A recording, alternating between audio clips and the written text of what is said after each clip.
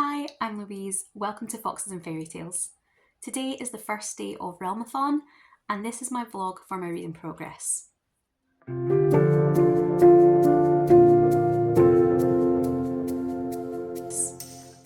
I'm also going to be doing a little event of my own during Realmathon. March is March Mystery Madness month, which involves reading lots and lots of mystery books.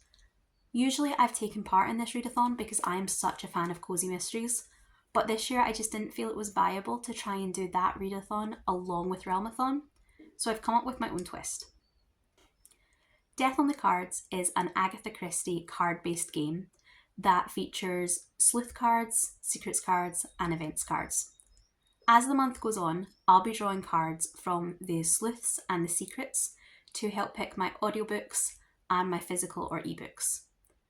Each card has been matched up on a spreadsheet with my pile of possibilities from Realmathon, and as I go through the month, I'll draw a card and see what it matches up with. Hopefully this is going to keep things fresh this month. I will have the pile of possibilities, so I know generally which books I had in mind and that they should all vaguely fit the Realmathon prompts. But it will also keep a sort of element of surprise in that I won't know exactly what card is going to get pulled from the deck at any point. I'm going to draw in kind of batches, probably one audiobook with 2 or 3 physical books, since I tend to go through those faster. And I will try my best to keep with the order the cards are drawn, but I'm also going to give myself a bit of leeway that if a physical book comes up at a time when an ebook would suit me better, I'll be able to move things around within that batch before I move on to drawing another set of cards.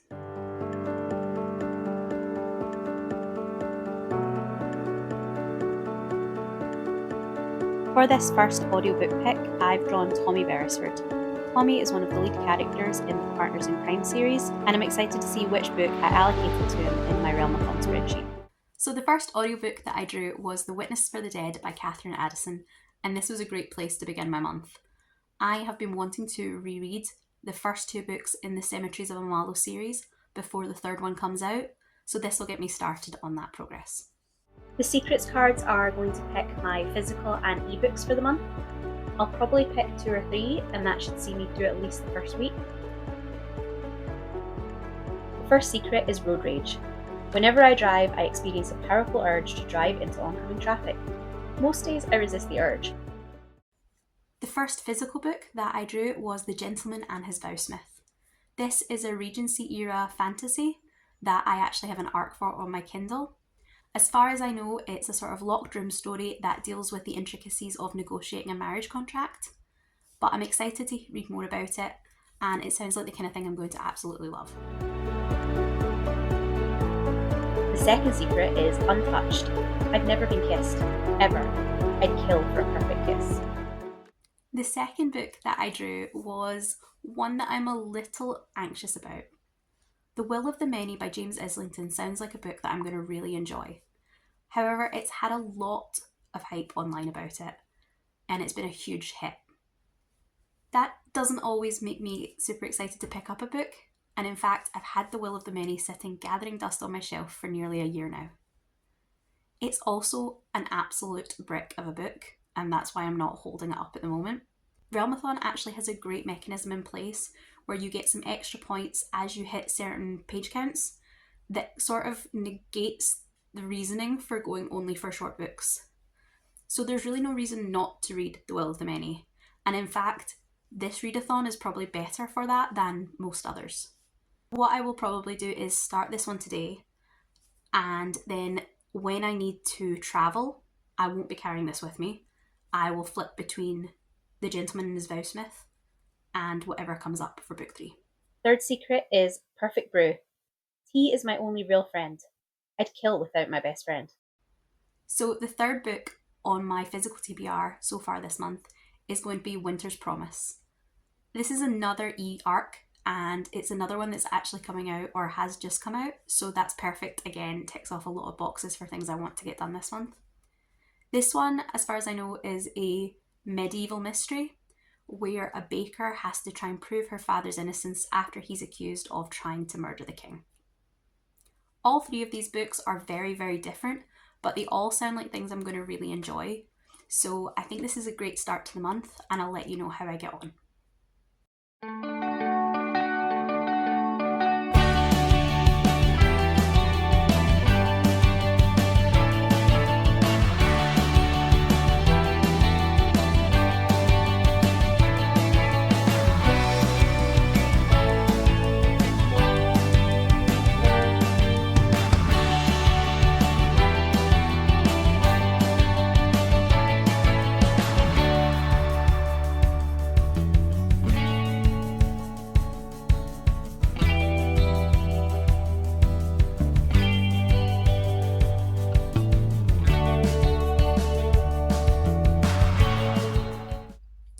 first Wednesday of the month, so we are about 5 days in, and this is the first update I'm sitting down to film.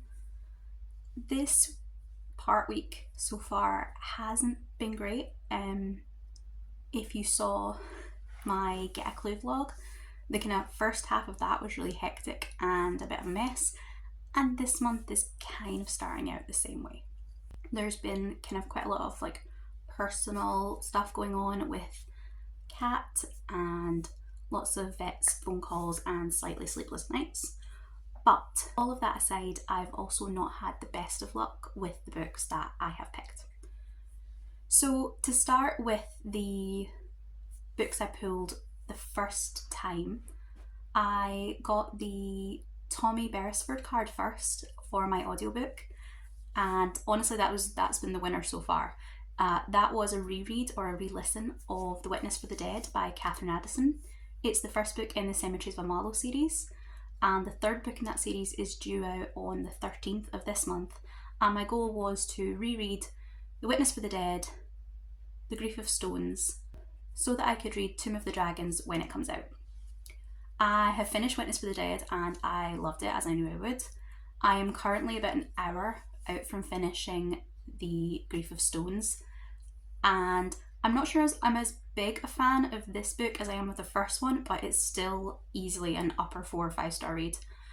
The problem I'm going to have is that I'm definitely going to be finished this before the third book comes out, so I'm going to need another audiobook to fill that gap. So I'll be drawing another card to help me decide what that's going to be.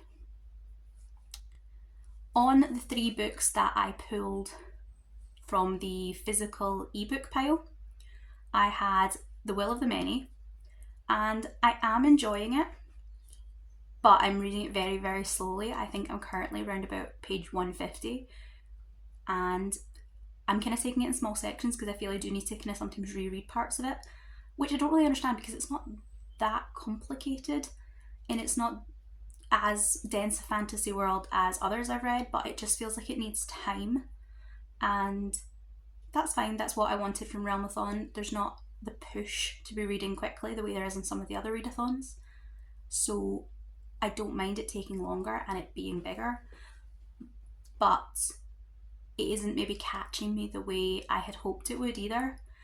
There was a lot of hype around this book when it came out, and I don't know whether that's maybe just gave me slightly unrealistic expectations, but I'm going to keep reading it, and I think either way I'm going to finish it, and I think I'll enjoy it. I'm not sure that it's going to be a favourite. For the other 2 books, those were both ebooks and they were both art copies. The first was The Gentleman and His Vowsmith, and the second was Winter's Poison. Gentleman and His Vowsmith is a Regency magical alternate reality with steampunk elements and a sort of locked room mystery happening during marriage negotiations. This one's sort of a soft DNF. I might at some point go back to it. The writing's maybe a little dense, a little dry, and the pacing's maybe a little slow. But that wouldn't be a problem if I was really compelled by the characters, and I think the problem is the characters I'm finding a little flat. I don't know, it's not clicking for me the way I want it to, the way I would want it to even if I wasn't trying to push through things for a readathon. So I wasn't looking forward to going back to it, and I was spending a long time to get through a couple of pages, and I just think maybe if I come back to it in a few months, or once the book comes out, if I get a copy from the library and just read it myself, then maybe I'll enjoy it. The second book that I've DNF'd is Winter's Poison. This is a historical mystery, and it revolves around a baker whose roles are sabotaged and attempt to poison the king. So her father is taken to prison, and she is set to work in the castle kitchen until they can decide whether or not her and her father are to blame. I love the concept of this. It's set in the 12th century, so the king and queen we're talking about is King Stephen. I don't think I've ever seen this particular era in this sort of fiction before. I think the only time I've seen these kind of, early, like 12th 13th century, are books that are very, very male driven and tend to be either, you know, knights and the conquests and things, or monastic, very literary books. I don't think I've ever seen anything that was something as light as a mystery that wasn't like Cadfile, or something that was about a woman and centered a woman. The problem I had with Winter's Poison is the writing style. I thought the writing was quite basic. It was very kind of plain, which is going to be a total winner for some people, because I know a lot of people, if you don't like your writing with lots of flowery language and the premise of this one appeals to you, you should probably go for it. However, I just thought the writing was a little on the uninteresting side. It felt a little bit basic. Occasionally the dialogue felt a little too modern to my kind of ears, but that's totally a taste issue, and I do think the premise of the book outweighs that. So I am currently working my way through The Will of the Many, and I'm currently listening to The Grief of Stones. So in theory, I would have needed another ebook to read alongside that physical copy, but my TBR has taken a turn. In the Discord group, we were talking in our Monarch group chat about kind of political fantasies, and someone mentioned that they had just finished reading Ash Princess. This is a YA novel from a good few years ago that ended up as a trilogy, and I read each of the books as an ARC copy, and I really, really loved it. The first book was exactly kind of what I expected. It's the captive princess rebelling against the people that have taken over her kingdom. But I do remember that with each book, I thought the story became really interesting and unique and did things I wasn't expecting from a kind of YA fantasy at the time. So when it was mentioned in the Discord, I was really interested in getting to it. And I had the same thought that I would like to reread it last year when I was in a charity shop. So I picked actually up a couple of physical copies of the books. And so it makes perfect sense to reread them. Plus they're bang on the kind of vibe for this month with political fantasy. When it was brought up, a couple of other people in the Discord, especially Amanda at Amanda's Booktopia, mentioned that she would be interested in rereading the books as well. And so I had to do it. So I went a little off tangent, and I'm not going to need another physical or ebook card drawn until I decide whether or not I'm just going to read Ash Princess and then back into something else, or whether I might end up reading all three of the trilogy. I might end up doing Ash Princess, Lady Smoke and Ember Queen if I'm in the mood for it. I decided at the start of this month that if I drew a card that was a series and I was enjoying the series, then I was just going to let myself keep going. I wasn't going to draw cards and force myself to move off that.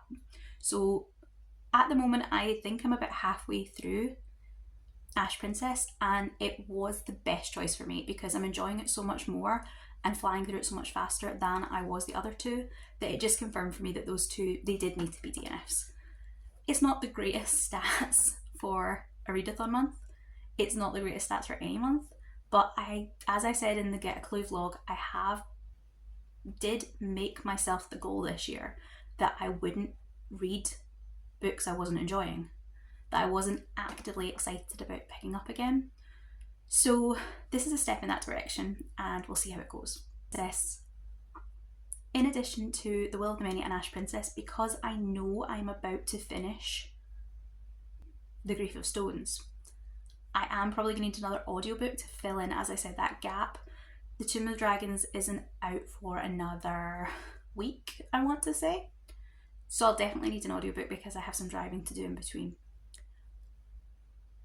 What I will say is that doing the 3 books that I'm currently reading has maybe not been the best choice. Now, the thing is, most of the books that I put on my possibility pile this month are political fantasies set in urban, unreal locations because that hits as many of the Team Monarch bonuses as I can. However, reading dense political fantasies with lots of made up names and locations and social structures across different books at the same time is maybe a little more complicated than I had hoped it would be. Especially the Cemeteries of Amalur books are there's lots of kind of made up words and made up titles and languages, and I love them, but I will say that flipping between that and The Will of the Many has been a little bit jarring. So I may have shot myself in the foot with this one, because what I would really like in my next audiobook would be something like that doesn't do those things. So I'm thinking, if I had my druthers and was just picking it off the top of my head, I'd probably go with maybe a cozy mystery, or maybe a middle grade, I don't know, something light and something that wasn't too heavy on the world building. But I don't know that I have an awful lot of those on my possibility pile, so the Laws of Chance really aren't in my favour there. I know I have one middle grade, because I know I have The Red Pyramid by Rick Riordan, and I don't know if I had any mysteries other than Winter's Poison. But I'm going to draw a card, and I will let you see that happen now, and then we'll jump back in a second. I will check out my spreadsheet and I'll see what it lines up with. So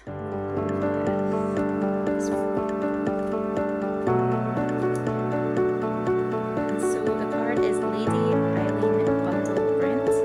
I actually don't know the book series that Lady Brent is from, but I'm excited to see which one is in. So the card I drew for my audiobook after I finished The Grief of Stones was the book I assigned to Lady Eileen Brent, and that book is Bury Your Gaze by Chuck Tingle. This is both kind of what I was looking for and kind of what I wasn't looking for. It's not a political fantasy. It doesn't have, I don't think, any made up locations. It should be a pretty straightforward contemporary book. However, from what I know of the plot, it's about a writer that is being forced to kill off his queer characters. So I don't think it's going to be a light-hearted read, but it's going to be a nice contrast either way.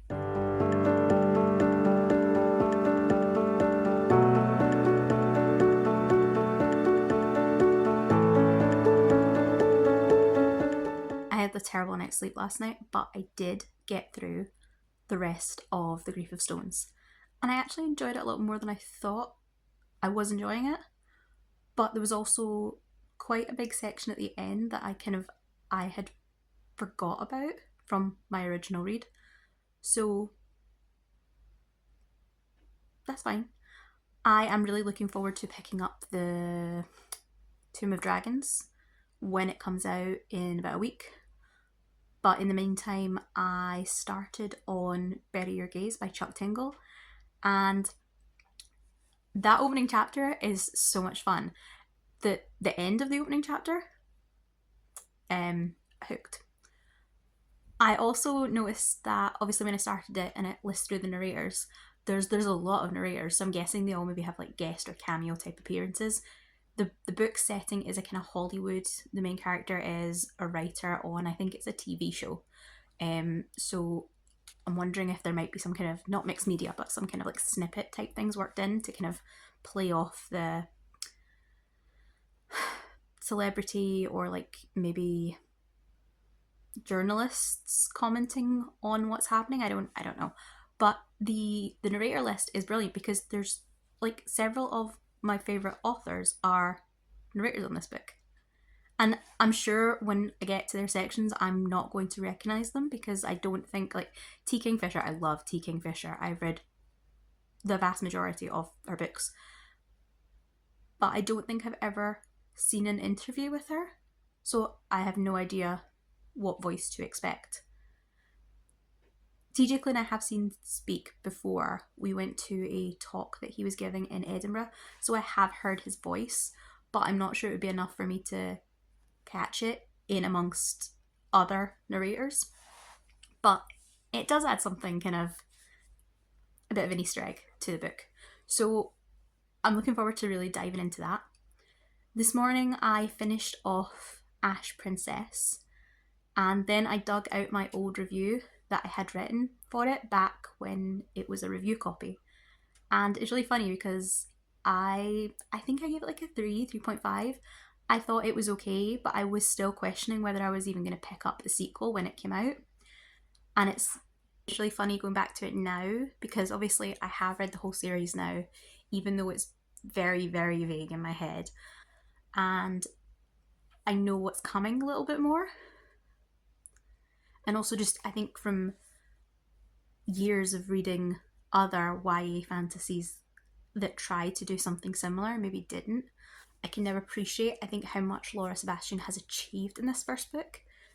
There are still a lot of elements to it where I would like to have seen more, but I think that's because now I'm reading a lot more adult fantasy, and so my standards are kind of at a different level in terms of wanting like character depth and world building and things like that. For a YA fantasy, where obviously those things tend to be slightly more simplified, for a YA fantasy, I think this one does an absolutely banger of a job. And I really loved some of the details that I wouldn't have known to look for the first time round, but I noticed now.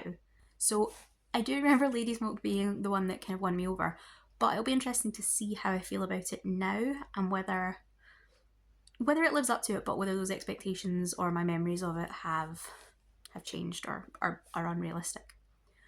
I don't think I want to start it today. I do want to go straight into it, in the sense of I don't want to do it next month or down the line. I want to keep going during Realmathon. I think I want to try and read the whole trilogy. But at the same time, I would like a little break.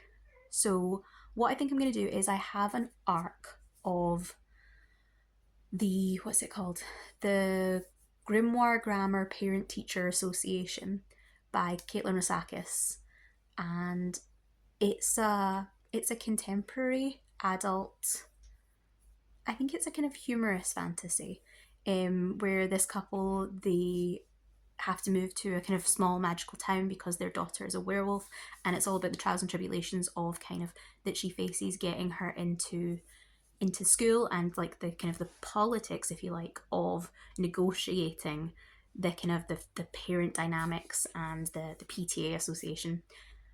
I think it's going to be a lot of fun.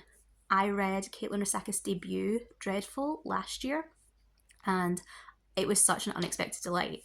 It was very much that kind of Dark Lord's point of view type of story that was popular last year, and it was the best version of that story that I read. It reminded me quite a lot of Terry Pratchett, which is the highest praise I can give. So I have quite high expectations of this sophomore novel. I don't know if I want to finish the full thing before I jump into Lady Smoke, but what I might do is make a good dent on Grimoire Grammar and then kind of mix the two together. I am still reading The Will of the Many. I'm enjoying it.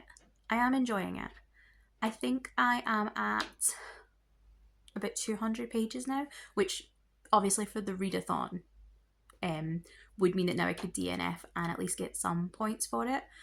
But I think I want to keep going with it. I'm not super excited to pick it up. I do feel like when I pick it up, I am kind of going, okay, this is my half hour or my 100 page, whatever my goal is, of this book. I do feel like I'm sort of pushing myself to pick it up. And I don't know, I probably, compared to some of the other books I have DNF'd this month and last month, I probably could / would DNF it. But I also feel like I don't want to. I want the achievement of having finished it, if I'm honest. So I'm going to keep going with it. The last section I read, again without getting too spoilery, was the water arena scene, which kind of was another step up in terms of action and intrigue and something quite dramatic happening. And I think that's it. I think that kind of has hooked me enough. Which I don't know where we are. I need to check my Storygraph thing, but I think maybe it's about 30%, which is not bad. I mean, 25-30% is usually where I would expect a book to really, you would know one way or the other. And it's just that it's taken a long time to get to that point because it's such a big book. It's also not as... I think it tricks you. I don't think it's as complicated or as dense a book as I feel like it is. If that makes sense. Like, I don't know whether it's just the big chunky book, or the hype around it, or that it's a Roman fantasy and it's very complicated hype. I actually don't think it's that complicated. It is dense. I don't know, I'm probably talking nonsense, but I'm going to keep reading it is the solution to that. It probably is going to take me most of the month, but I am going to keep reading it, probably in dribs and drabs. At the moment, if I did stop reading it right now and had to give it a rating, I think we're probably sitting at like a 3, a 3.5. It's not blowing my mind, but I am intrigued enough to want to keep going. I know that at least what I heard about it, it was a kind of, it's a school or an academy or a training ground type of setting. So that's not been introduced yet. So I suppose the whole vibe of the book really could be just about to change once that body of the story starts. But we'll see.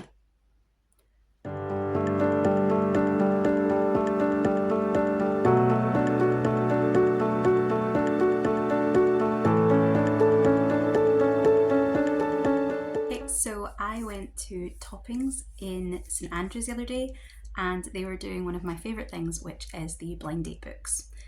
If you've never seen a blind date book before, it's just that the book has been wrapped by the staff in brown paper. You get a brief description of what the book is about, but not the title, and you buy it kind of on the basis of what the actual summary says, rather than a pretty cover or a title you recognise. I'm a sucker for this kind of promotion. My library did it for Valentine's Day last year as well, and it's like a present to myself because I don't know what I'm going to get. So when we were in St Andrews, I picked up 2, and I will read you the description and open them now. So the first book that I grabbed was number 6. The description that it gives us for this one is Paranormal Paranoia. What was that? Did you hear something? Was it just me? A jumbled trio of young adults, a labyrinthine country house, and an experiment that will test your tether to reality in this spine-chilling horror classic. Now, I'm guessing it's YA from the young adults, which makes me unsure about the horror classic part because I can't think of anything that's a classic and probably also considered YA. I'm not a big horror reader, so this intrigued me, more so because I'm thinking it'll be relatively light horror with the paranormal description, but we'll open it up and see. Now, I think I might have read bits and pieces of this one, but never read it fully cover to cover. I definitely saw the 90s, 2000s remake with Catherine Zeta-Jones and Liam Neeson, and I found it so much fun because it was so bad. And I think I've watched the like black and white version as well, which was a lot creepier. And I have seen the Hill House Netflix adaptation, which scared the absolute bejesus out of me. So this could be a fun one. It's probably one that I will hold on to and maybe read in October, kind of more towards spooky season. The second book that I picked up from the shelf was number 8, and the description for that one reads as a feminist western. Mixing The Handmaid's Tale with Butch Cassidy and the Sundance Kid, this novel has the thrill of a classic western and is captured through an all-female notorious band of outlaws. Our narrator must decide whether she's willing to risk her life for the possibility of a new kind of future for them all. And this one I honestly have no idea about because I do not read westerns, but the kind of all-female cowgirl, all-female group, I thought sounded really interesting. So I'm willing to give it a shot, and maybe it'll surprise me. Maybe it's one I do know, but I can't think of anything. So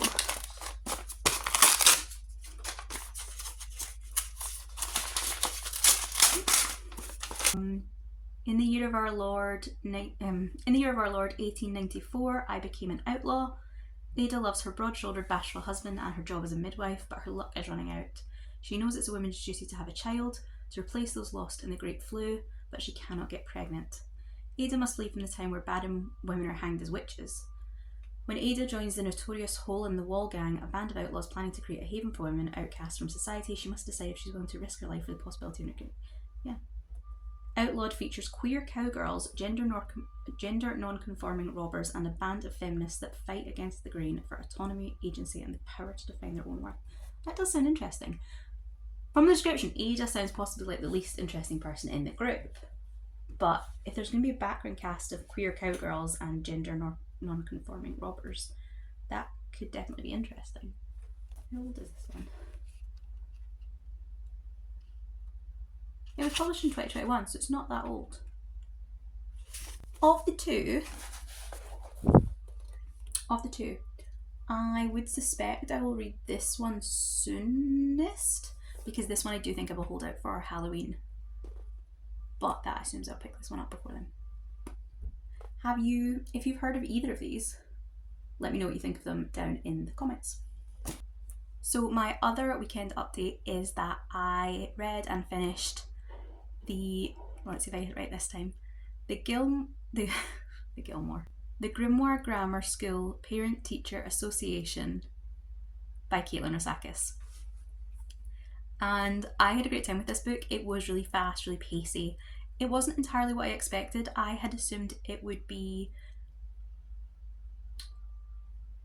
more humorous and maybe more cozy. I think just the cover vibe and expectations. I thought it'd be kind of a quirky, magical town, very cutesy, and as I said, quick, maybe whimsical, cozy, that kind of vibe.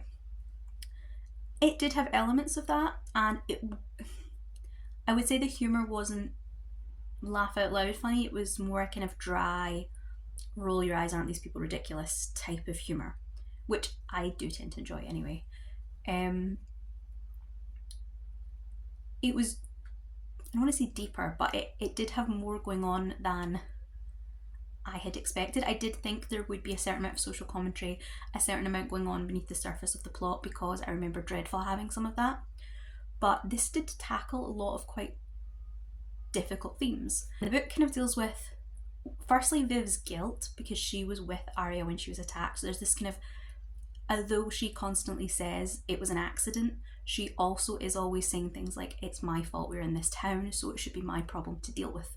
So you have that kind of parental guilt on a very practical sense, but you also have this kind of deeper, constant guilt where Viv feels she's not enough and she's not doing enough.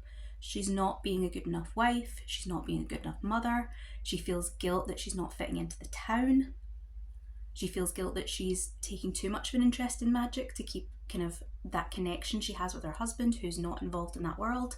She feels that she's not taking on enough magic to fit in with the other mothers and to defend Arya when trouble arises.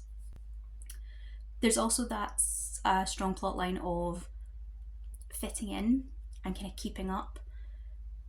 Viv is very much the kind of socially outcast amongst the PTA, and it does, I think a lot of the themes in the book are going to be particularly relevant to parents, things like that kind of not spending enough time with your children versus not doing enough to provide for them, the guilt of letting them get hurt. But I think the secondary theme of kind of fitting in could apply to anyone. It's very much that kind of sense of the new person in school, first day at work, cliques that have their own backstory and humour and in-jokes that you're not a part of, and wondering whether you're being talked about behind your back or in the WhatsApp group. That kind of, it was very good.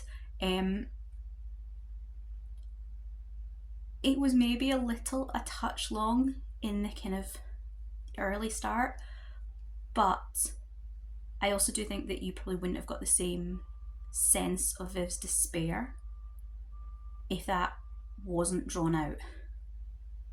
Overall, I thought it was a really good book. It's not maybe as action-packed as Dreadful was.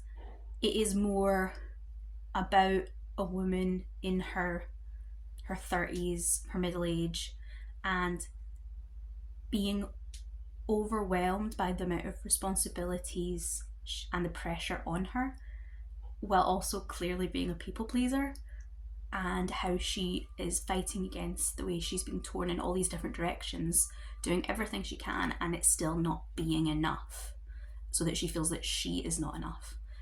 And I really did. I thought it was a really good book. I thought it tackled the real world issues that it's trying to tackle with a really deft hand through the metaphor of all the magical elements. And it was fun. It is Friday and we are gearing up for the Peace Gala weekend. I have made a point of trying to wrap up some of my current reads just so that I have a fresh start in the second half of the month, and so that I can really embrace the short reads, slightly hectic vibe that the Peace Gala is going to have. I made a concentrated effort to finish The Will of the Many. I decided not to keep doing it in tiny little pieces throughout the whole month, and I just wanted it wrapped up and over. I did enjoy it, but for me personally, I do feel that it was overhyped. I felt the book was longer than it needed to be. I think it's just over 600 pages in my copy, and I definitely thought there were points where we could have tightened things up and got it down to somewhere more around the 500 mark and still maintained everything the book was trying to do. I may well be being overly cynical, but I do also question whether a lot of the hype that built around this book was in any part due to the fact that this is a male protagonist written by a male author. I definitely saw a lot of things saying that this book was completely unique and completely original.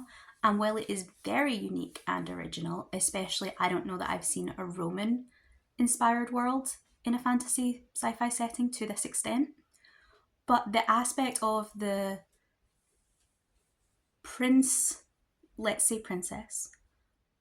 hiding her identity, training to become either an assassin or some kind of high-powered individual and take down the empire that has assumed or taken over her kingdom, is definitely something I have seen multiple times in YA fantasy. And while I'm not saying The Will of the Many doesn't do it very well, I don't think it's quite as mind-blowingly unique as certainly the reviews that I had seen promised. I just said that is a very, very good example of this type of storyline, but I just question whether some of that hype came from it being a male character written by a male author. Whether that's sexist or not, whether maybe because of that it made it more original, maybe those books do tend to feature female protagonists and this was unique for that reason, or whether this was just an example of marketing. I don't know. I did enjoy it. I think when I first finished it, I did think maybe I was just going to set it aside, consider it a standalone, maybe not bother to pick up the sequel. But it has been a couple of days. I don't think I'll be considering it a pre-order books I'm looking forward to level of sequel. I will probably keep an eye on its release and I will probably try and pick it up from my library rather than buying a copy. I also finished up my current audiobook, which is Bury Your Gaze by Chuck Tingle, and this was my first Chuck Tingle book and it was a really, really good one. Horror, much like sci-fi, isn't my usual genre. I like when it dips in and becomes an element of a fantasy story, but I don't tend to search for it on its own. Bury Your Gaze is also a Hollywood story, and I will be honest, I am not a fan of Hollywood stories, of celebrity stories, of anything like that. Usually no matter what the subgenre is. The fact that this is a Hollywood horror, definitely, it had a lot of ground to cover and make up, and it did it incredibly well. There were a couple of scenes, without being too spoilery, the one with the sledgehammer and the one with the internet history. And they're very, very different types of moment. One is a really extreme, brutal violence moment.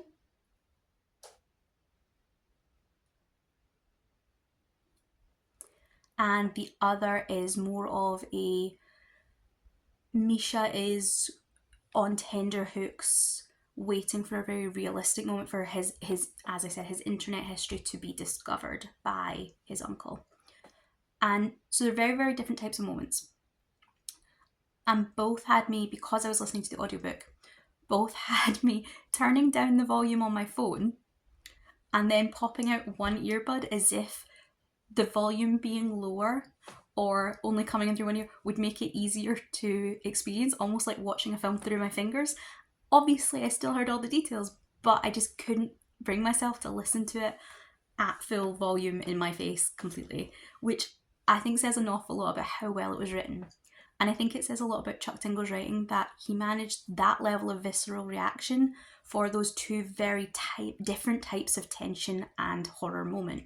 So he can do both the really straightforward, in-your-face violence, but can also do that kind of anticipation of threat. And I have to say, I'm definitely going to read books by Chuck Tingle in the future. I have Lucky Day pre-ordered, which I know nothing at all about.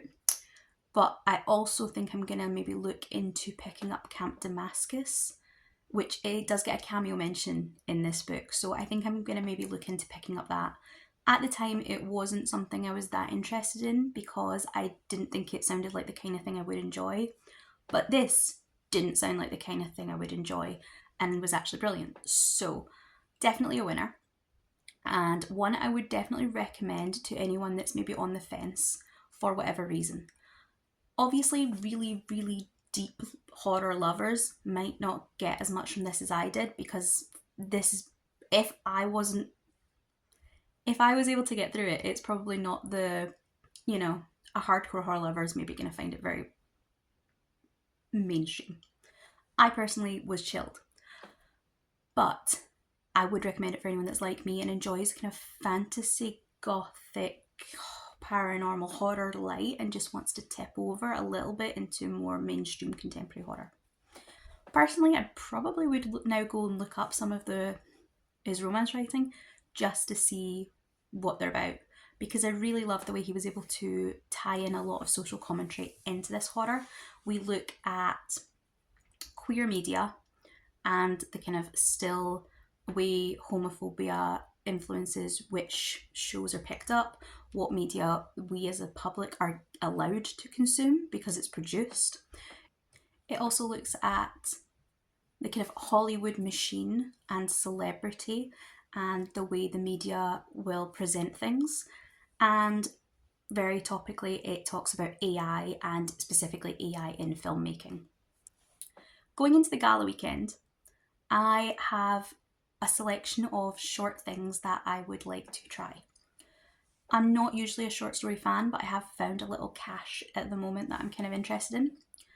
For my audio, I am going to pick up and start All Systems Red by Martha Wells. This is the first book in the Murderbot series. It's a novella. I think it's about 3 hours at full speed, so it should be something I might get done over the weekend, either while I'm travelling or whether I'm getting on with things in the house. There are 4 novellas in this series before it hits the first full-length novel. By some miracle, I end up doing a lot more audioing than I think I will this weekend. I can plough on with the rest of them because I think they're all available on Everand. This is one that I've heard so many people rave about, and now that the TV show has been announced, I want to try at least this first one and see what I think of it. I tend to prefer my sci-fi as TV or movies as opposed to books for some reason that I've never fully understood, but I do think this would be one that if I'm going to enjoy sci-fi, it's probably a safe bet. The other books that I would like to get to this weekend are all short stories, and I think have roughly a reading time of about half an hour to an hour each. The first one is a recent release that I have seen several people on my blog feed absolutely raving about and giving 5 stars. It is The Night and the Butcherbird by Alix E. Harrow. I have read one Alix E. Harrow book in the past, Starling House, and I did not like it. So I think this is going to be a really nice chance for me to try the writing again and see whether or not this is an author I want to continue trying to read. But the short story does sound like something that would be super up my street, even if it was a full-length novel, so I'm hoping that I will have a great time with it. The other short stories that I have on my kind of possibilities for the weekend are all by the same author. They are by Johannes T. Evans. They are all queer short stories, and they are Unlikely Matches, Steps Ahead, Very Well, and A Man's Indentures. I have read from this author before, and I always think they do very, very interesting things in relatively small amounts of time. So I'm looking forward to seeing what all these are. I think they're all in the fantasy genre, but they're all very different kind of topics. And I'm looking forward to dipping into a bit of variety with these ones. So that's the end of this vlog, and I will update you how the gala weekend goes, and I'll let you know what I plan on starting with for the second half of the month. Thank you so much for watching this vlog. If you've enjoyed the video, please leave me a like, and if you feel like leaving a comment about either one of the books I've read or one of the books you've been reading so far this month, let me know that. I will see you next time. Goodbye.